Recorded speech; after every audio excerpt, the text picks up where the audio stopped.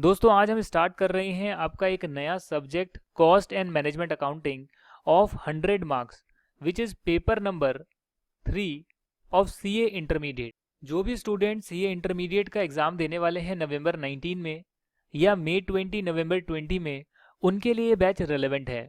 और आज हम डिस्कस करेंगे कि हम कौन कौन से टॉपिक को पढ़ेंगे, कैसे कैसे पढ़ेंगे और आपको लेक्चर्स कहाँ पर अवेलेबल करवाए जाएंगे। तो ये जो आपका कॉस्ट एंड मैनेजमेंट अकाउंटिंग है, इसमें 80% प्रैक्टिकल है, यानी कि ये प्रैक्टिकल ओरिएंटेड सब्जेक्ट है जहाँ पर आपको समझना पड़ेगा और उन कॉन्सेप्ट्स की एप्लीकेशन के बेसिस पर आपको आंसर्स करने पड़ेंगे। जो आपका 20 मार्क्स का थ्योरी है, उसमें 10 मार्क्स ऐसी थ्योरी है जो कि प्रैक्टिकल बेस्ड है, यानी कि अगर आपके प्रैक्टिकल कॉन्सेप्ट क्लियर हैं तो उसके बेसिस पर आप थ्योरी के आंसर कर सकते हो। हालांकि 10 मार्क्स की थ्योरी ऐसी भी आएगी जिसके लिए आपको डिफरेंसेस या डेफिनेशंस या जो भी आपके पर्टिकुलर टॉपिक्स होंगे वो आपको याद करने पड़ेंगे। तो वो सिर्फ आपका 10 नंबर का है जो आपको कोर थ्योरी में पढ़ना है। बाकी ऑलमोस्ट 90% आप समझ के साथ कर सकते हो। तो इसीलिए जो मेरा पहला फोकस रहने वाला है वो 80 मार्क्स पर रहेगा और 80 मार्क्स से जुड़ी हुई जो 10 मार्क्स की थ्योरी है उस पर रहेगा। यानी कि हम पहले 90 मार्क्स की कवरेज करेंगे और उसके बाद हमारे पास जो एंड के 2 या 3 क्लासेस बच जाएगी उसमें मैं आपको कोर थ्योरी करवाऊंगा। तो स्टार्ट करते हैं आज की क्लास। सबसे पहले हम देखते हैं कि आपका कॉस्ट एंड मैनेजमेंट अकाउंटिंग का सिलेबस क्या है। तो ये जो आपका सिलेबस है पहले इसको गो थ्रू कर लेते हैं और एक एक टॉपिक का मतलब समझ लेते हैं, ताकि जब हम मेन क्लासेस अपनी स्टार्ट करेंगे इन चैप्टर्स की, आपको तब समझने में ज़्यादा दिक्कत नहीं आएगी, क्योंकि आपको टॉपिक का मीनिंग पहली क्लास में ही पता लग गया होगा। तो सबसे पहले हम कॉस्ट अकाउंटेंसी का इंट्रोडक्शन पढ़ेंगे और इस इंट्रोडक्शन के साथ मैं आपको कॉस्ट शीट भी करा दूंगा। यानी कि इंट्रोडक्शन और कॉस्ट शीट का चैप्टर एक साथ होगा और फिर हम मटेरियल कॉस्टिंग पढ़ना स्टार्ट करेंगे, चैप्टर नंबर 2। मटेरियल कॉस्टिंग का मतलब है रॉ मटेरियल की कॉस्टिंग। तो कई लोगों को यही नहीं पता होता कि ये मटेरियल किसकी बात करी जा रही है। ये रॉ मटेरियल की बात करी जा रही है। जिस इंडस्ट्री में सामान खरीदते हो वो आपका रॉ मटेरियल होता है, उसकी कॉस्टिंग की बात यहाँ पर करेंगे। थर्ड चैप्टर आपका लेबर कॉस्टिंग, यानी कि जो वर्कर्स वगैरह काम करते हैं उनकी कॉस्टिंग कैसे निकाली जाए उसके बारे में यहाँ चर्चा करेंगे। नेक्स्ट चैप्टर आपका ओवरहेड का रहेगा, जिसको एब्जॉर्प्शन कॉस्टिंग भी बोलते हैं, यानी कि जो हमारे ऊपर के खर्चे होते हैं। ओवरहेड का मतलब होता है ऊपर के खर्चे, यानी कि आपका कोई भी प्रोडक्ट बन रहा है तो उसमें मटेरियल लग गया, लेबर ने काम कर दिया और उसके ऊपर जो और खर्चे लगेंगे उसे हम ओवरहेड बोलते हैं। अब ये खर्चे क्या क्या होते हैं वो मैं आपको उसी चैप्टर में बताऊंगा। उदाहरण के तौर पे मान लीजिए कि पावर वगैरह लग रहा है या इनडायरेक्ट मटेरियल लग रहा है या फिर इनडायरेक्ट लेबर लग रही है, ये सब हमारे ओवरहेड के खर्चे होते हैं। जो हमारा डायरेक्ट मटेरियल है, डायरेक्ट लेबर लग रही है, यानी कि जो सीधा सीधा उस प्रोडक्ट पर काम कर रहे हैं, वो हम मटीरियल कॉस्टिंग, लेबर कॉस्टिंग में पढ़ेंगे। और जो इनडायरेक्ट आपका material, indirect labour, indirect expense लग रहा है, वो सभी चीज़ें हम ओवरहेड के चैप्टर में पढ़ेंगे, क्योंकि इसको हम डायरेक्टली प्रोडक्ट में ट्रेस नहीं कर सकते हैं। खैर इसकी डिटेल चर्चा तो हम ओवरहेड के चैप्टर में ही करेंगे। नेक्स्ट चैप्टर जो है आपका एक्टिविटी बेस्ड कॉस्टिंग का है, जो पहले सीए फाइनल में होता था।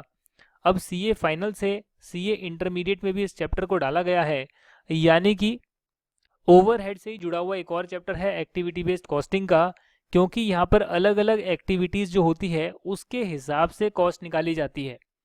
क्या होता है, कैसे होता है, सब हम डिटेल में बाद में चर्चा ज़रूर करेंगे। आगे देखते हैं आपका कॉस्ट शीट, जो मैं आपको इंट्रोडक्शन के साथ ही करवा दूंगा। फिर आपका प्रोसेस कॉस्टिंग हम करेंगे, जिसको ऑपरेशन कॉस्टिंग भी बोलते हैं। यानी कि अगर कोई ऐसी एक्टिविटी है जहाँ पर एक प्रोसेस है, वहाँ से सामान निकलता है, दूसरे प्रोसेस में जाता है, दूसरे से निकलता है, तीसरे प्रोसेस में जाता है, ऐसे जाने के बाद फिर फिनिश प्रोडक्ट बनता है। तो ये जो चीज़ें होती है इनकी कॉस्टिंग कैसे निकाली जाती है फिनिश प्रोडक्ट की और इस सेमी फिनिश गुड्स की, ये वाली बातें जो है मैं आपको प्रोसेस कॉस्टिंग के चैप्टर में करवाऊंगा। जो लोग मटेरियल वगैरह से कुछ नहीं बना रहे बल्कि सर्विस प्रोवाइड कर रहे हैं, चाहे ट्रांसपोर्टेशन की सर्विस हो या कोई भी टाइप की सर्विस हो, वहाँ पर भी हम कॉस्टिंग का डेटा कैसे बना सकते हैं, कैसे एनालाइज कर सकते हैं, उसकी चर्चा हम करेंगे। एक यूनिट और बैच की कॉस्टिंग कैसे निकालते हैं वो इस चैप्टर में पढ़ाया जाएगा।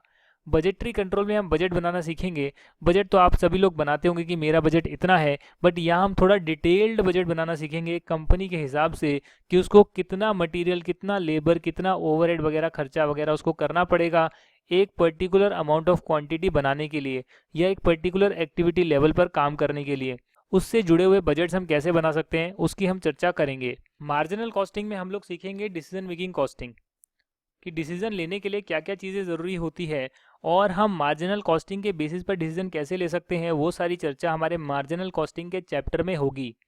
फिर आपका आता है स्टैंडर्ड कॉस्टिंग, यानी कि स्टैंडर्ड सेट करना और जो आपकी एक्चुअल परफॉर्मेंस है उससे स्टैंडर्ड को कंपेयर करना। जो भी डिफरेंस आएगा उसको हम बोलेंगे वेरिएंस, यानी कि उसे हम बोलेंगे वेरिएंस एनालिसिस, कि डिफरेंस जो आया है ये क्यों आया है, इसके क्या क्या कारण हैं, वो हम स्टैंडर्ड कॉस्टिंग में पढ़ेंगे। आपका चैप्टर नंबर 13 जो है वो कॉस्ट अकाउंटिंग सिस्टम है, यानी कि कॉस्ट अकाउंटिंग के जो अकाउंट्स वगैरह बनते हैं, इंटरनल अकाउंट्स, उसमें क्या क्या एंट्री होती है और क्या क्या अकाउंट्स हम बना सकते हैं, उसकी चर्चा इस चैप्टर में हो जाएगी।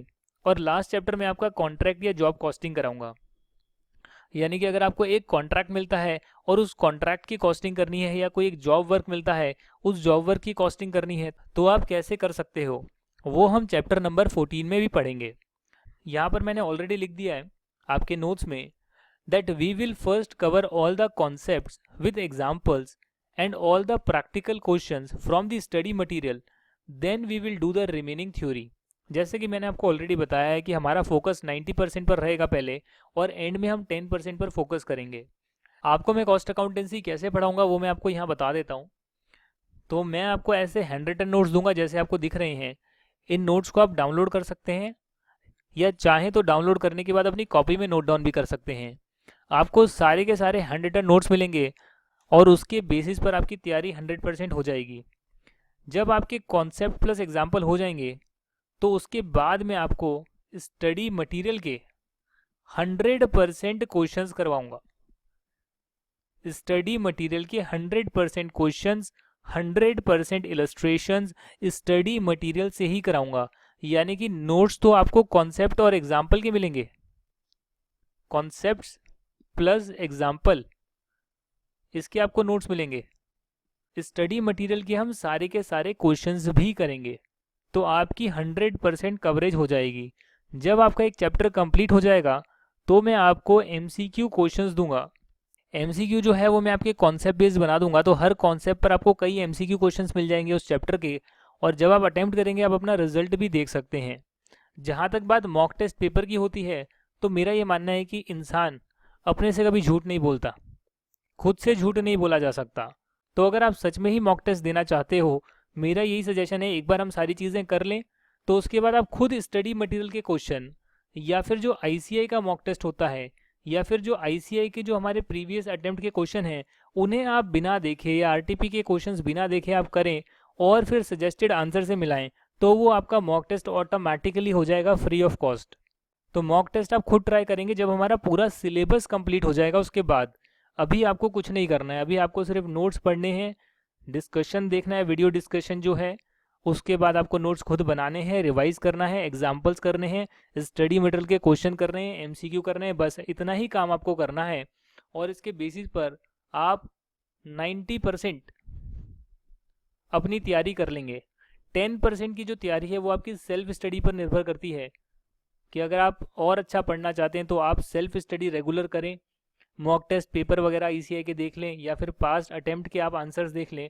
वो आप पर डिपेंड करता है कि आप और उसको कितना सीरियसली लेते हैं और प्रैक्टिस करते हैं। फिलहाल मैं आपको ये कोर्स दिखा देता हूँ जो हमने learnsup.com पर क्रिएट किया है, CA इंटरमीडिएट का कॉस्ट एंड मैनेजमेंट अकाउंटिंग। तो ये जो पूरा का पूरा कोर्स है, इस पूरे कोर्स की प्राइस 7000 रुपीज़ है, बट मैं जानबूझकर कभी पूरी प्राइस नहीं लेता और स्टूडेंट को बिल्कुल अफोर्डेबल अपनी कॉस्ट मीट करने के लिए प्राइस रखता हूँ।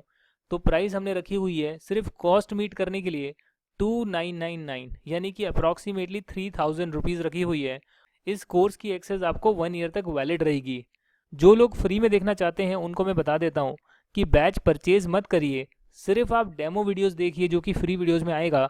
वहाँ भी हम 30 से 40% कोर्स फ्री में कवर करेंगे, यानी कि जो हमारे बेसिक कॉन्सेप्ट होंगे वो सभी स्टूडेंट्स को फ्री मिलेंगे। जो हमारे कॉस्ट एंड मैनेजमेंट अकाउंटिंग के नोट्स होंगे वो सभी स्टूडेंट्स को फ्री मिलेंगे। जो हमारा बाकी का 50-60% कोर्स होगा वो सिर्फ रजिस्टर्ड स्टूडेंट्स को मिलेगा, ताकि हम अपनी कॉस्ट मीट कर पाएँ। और जो स्टूडेंट जेन्युइनली पूरा पढ़ना चाहते हैं एक जगह से, वो एक जगह पर अपनी तैयारी कर पाएँ। तो ये पूरा का पूरा प्लान है।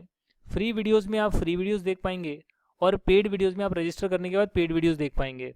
जो भी नेक्स्ट क्लास आएगी वो सारी की सारी आपको learnzup.com पर मिलेगी। और मैंने नोट्स बना लिए हैं पहली क्लास के, यहाँ से आप देख सकते हैं। इंट्रोडक्शन हम करेंगे, कॉस्ट अकाउंटेंसी कहाँ से निकल कर आया वो सब हम डिस्कस करेंगे। नेक्स्ट क्लास में हम कॉस्ट अकाउंटेंसी पर काफ़ी सारी डिस्कशन करने वाले हैं। तो मिलते हैं अगले वीडियो में learnzup.com पर। Thank you so much for listening me. अगर आपके कुछ भी डाउट्स हैं तो आप कमेंट कर पूछ सकते हैं, या फिर आप learnzup.com पर ईमेल भी कर सकते हैं info@learnzup.com, या फिर आप मुझे व्हाट्सएप भी कर सकते हैं। मेरा नंबर है 8368479717। वीडियो को देखने के लिए बहुत बहुत धन्यवाद। अगर आपका कोई दोस्त भी अपने कॉन्सेप्ट क्लियर करना चाहता है, अफोर्डेबल बैच लेना चाहता है कॉस्ट अकाउंटेंसी का, या जहाँ पर भी वो बैच ले रहे हैं, अगर वहाँ पर उन्हें पढ़ने में दिक्कत हो रही है और ये वाली उन्हें क्लासेस समझ में आ रही है, तो आप उनकी हेल्प कर सकते हैं। क्योंकि हर स्टूडेंट को हर टीचर का नहीं समझ आता, ये मेरा मानना है। तो आप अपने अकॉर्डिंग टीचर चूज़ करिए। अगर आपको ये क्लासेस समझ में आ रही है या मेरा पढ़ाने का स्टाइल आपको अच्छा लगता है और आप थोड़ी सी फीस बियर कर सकते हैं, तो मेरा यही सजेशन रहेगा कि अगर आप अपना नवंबर 19, मई 20 या फिर नवंबर 20 का अटेम्प्ट देने वाले हैं, तो आप learnzup.com पर क्लासेस ले सकते हैं और फुल फ्लेज क्लासेस के साथ आप अपनी तैयारी कर सकते हैं। Thank you once again and bye bye.